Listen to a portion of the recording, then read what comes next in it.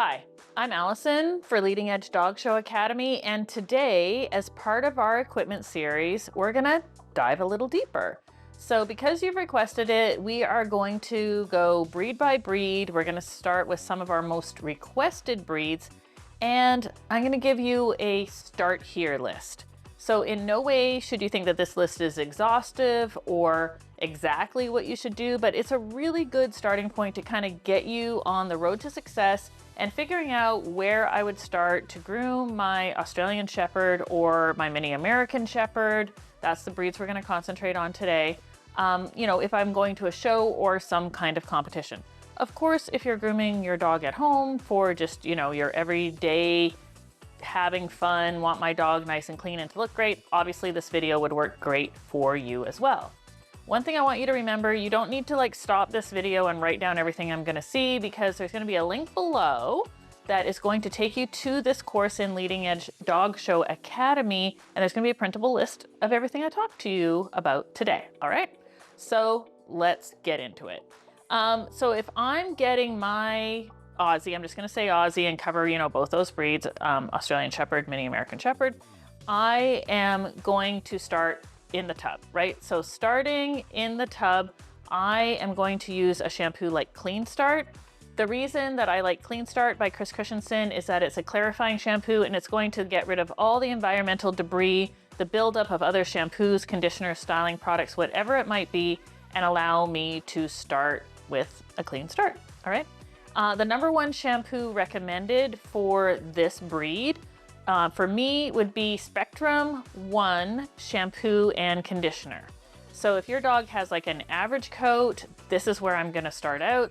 If your dog has a thinner coat or is blowing their coat and you want more coat, I would probably use Thick and Thicker shampoo and conditioner. And if your dog had a really kind of unmanageable coat, I'd probably follow up with Day to Day shampoo and conditioner, right? So there's 3 product recommendations for you that should work really well. So remember that. So after I've bathed with Clean Start, I'm gonna use Clean Start, most likely diluted about 4:1, and I'm gonna put it on my dog, gonna wash them all over, I'm gonna rinse that out. Then I'm gonna use one of those 3 shampoos, right? So Day to Day for those kind of wildly, staticky big full coats. I'm gonna use Spectrum 1 shampoo if I think my dog just has that average coat, everything is fine. I'm gonna use Thick and Thicker if I think my dog's coat needs a little bit of body. I'm gonna dilute any one of those shampoos that I'm using about 8:1. I'm gonna put it on the dog, make sure it's sudsed up all over, rinse it out. Then I'm gonna follow up with the appropriate conditioner. So again, if I have a dog that kind of has that wild and crazy coat, I'm probably gonna dilute my conditioner again about 8:1, my Day to Day. I'm gonna use it over the entire dog. I'm gonna leave it on that dog for 5 minutes and rinse it out. If I have either the average coat or I have a thinner coat, I'm again gonna use that conditioner diluted about 8:1, and I'm gonna use that conditioner kind of everywhere my dog needs a little bit more body, right? So I'm gonna be putting it in the pants, in the feathering, in the chest hair, etc. I'm gonna leave that on for 5 minutes, I'm gonna rinse it out. So now I'm going to towel dry my dog, whatever that might look like for me. We have some great courses, videos, webinars in Leading Edge Dog Show Academy that can take you a little bit further down that road, but I'm gonna start drying my dog. Once my dog is about 80% dry, and at this point I'm using a force dryer, when they're about 80% dry, I am then going to add in my styling product. I don't really like to use any kind of styling product before they're 80% dry because I feel like you're diluting that product, therefore diluting what it will actually do for that coat type, right? So for most of these dogs, I'm going to use something like Bottoms Up. I'm gonna use Bottoms Up in a spray bottle. I'm gonna dilute it 14 to 16:1. I'm gonna spray it over the entire dog. Maybe I've diluted it into a bottle like this. I'm gonna spray it throughout that entire dog. I'm gonna, again, just use my force dryer, get it right into that coat at the root, paying more attention to the areas that my dog's coat does need a little bit more body. Again, if I have one of those dogs that has a lot of coat, I might just use something like Just Divine brushing spray to kind of tame that coat down. Now I'm gonna follow up with my hot dryer. So while I'm hot drying, I'm styling my dog's coat. I'm thinking about what I want that outline to look like as a finished product. So I want the ruff down, I want the chest hair up, I want the leg hair up, I want the top line nice and level. So if your dog is high in the rear, you're gonna be using a slicker on the rear and really making sure you get that coat nice and flat. Same with maybe the pants. So at this point with my hot dryer, the tools that I'm using, I really like the carbon slicker with the 17 millimeter pin. I'm probably going to be using the medium carbon, which is actually the largest size available. Maybe a mini American Shepherd, I might use the small.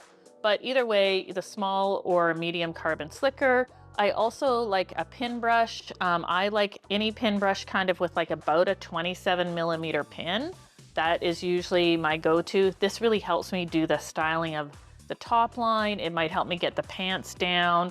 The slicker is kind of used over the rest of the body, definitely slickering up the legs when I'm using that hot dryer, and away we go, right? So now I'm getting my dog 100% dry, right? My dog is 100% dry. I stand back, I look at that outline, and then I like a Coat King type rake. I typically like a coarse rake. I find that the fine or the medium don't really do a lot on this coat type. The coarse really does it for me. I always go in direction that the coat is growing, because as soon as you go across the hair shaft, there's a chance you could cut that hair shaft, and that's where you run into problems. So I'm really gonna use this to like really help me get that shape, right? Really debulk the hair where I need it debulked, etc. The other things that I'm probably gonna use at this point, I'm probably gonna have a straight shear. So a shorter straight shear for the Aussies is great because you're really just doing the straight shear for the whiskers around the edges of the feet.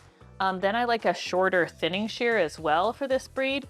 And I do that to finish off the tops of the feet, to do any trimming like around the ears and really blending the ears into the rest of the ruff and the chest hair. And I also use my thinners on that tail. If I have an Aussie that I feel needs kind of more all over trimming, I might use a longer thinner as well. But either way, you can have a shorter thinner and do your entire dog. You can have a longer thinner and do the entire dog. It's personal preference, but if you have all the tools available to you, I would probably have a shorter and a longer thinner. The other thing, you obviously need a comb. So I like the 004, sometimes called the poodle comb. The reason I like this is that it's nice and long, right? There's quite a bit of acreage and quite a bit of depth to the coat on the Aussie or the Mini American. And this just does that all over work. It can make sure that all the tangles are out, all the shedding hair is out. It can help you style the dog whatever you want. So it's another good one.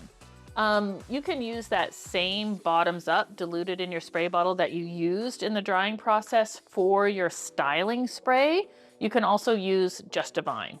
So again, if I want more body and kind of more control, I'm using bottoms up. And if I want just kind of medium control, no control, or just something to keep the static or the hair kind of down and easily manageable, I'm gonna be using my Just Divine brushing spray. So again, I'm talking about show dogs. One of the last things I might do is I might chalk the legs, and I'm just gonna, slicker up all the hair on the legs again with my slicker, and put some cholesterol in there and put some chalk in there. Again, we have a lot of great tutorials on chalking that you can find either on our YouTube channel or at leadingedgedogshow.academy.com. And then my styling spray of choice is always going to be Thick and Thicker aerosol. I love Thick and Thicker aerosol for these breeds because it is manageable. It's going to make a top line look perfect. It's going to hold the chalk in the legs. It's going to add a little body and it'll take away flyaways for dogs that are shedding out. But it's not going to be sticky. It's going to be combable and brushable at ringside. It's also not going to build up a lot. So like, on Sunday, if you're showing for 3 or 4 days in a row, it's not going to be sticky or gross or really draw the judge's attention that you use some kind of foreign product, right? As long as you're using it carefully, this is a really great spray for those breeds. So, like I said, I hope that this video helped you understand where you're going to start when you're grooming either your Australian Shepherd or your Mini American Shepherd, from bathing to drying to doing a little bit of trimming and styling to doing some show dog like finishing touches to get your dog in the ring. I invite you to head on over to Leading Edge Dog Show Academy and look for either our double coated grooming course or, coming soon, hopefully we're going to have videos, a breed specific video for Australian Shepherds and mini American Shepherds. We invite you to go over and check that out. Reminder that there's going to be a list with all of these products, things that I've suggested in that course as well. You can find the link in the comments below. So from all of us at Leading Edge Dog Show Academy to all of you out there that have requested these breeds, I hope this helps. Hey everyone, thanks for watching today's video. Please leave us a comment below, let us know what you thought, and as well, if you have any ideas for future content that you'd like to see, you can put them down there as well. You can head over to leadingedgedogshow.academy.com where you can find our free, premium, and subscription content, and we'd love to have you join us there. As well, don't forget to like and subscribe and turn on those notifications, that way you never miss another free video tutorial. That's it for today. Thanks for watching.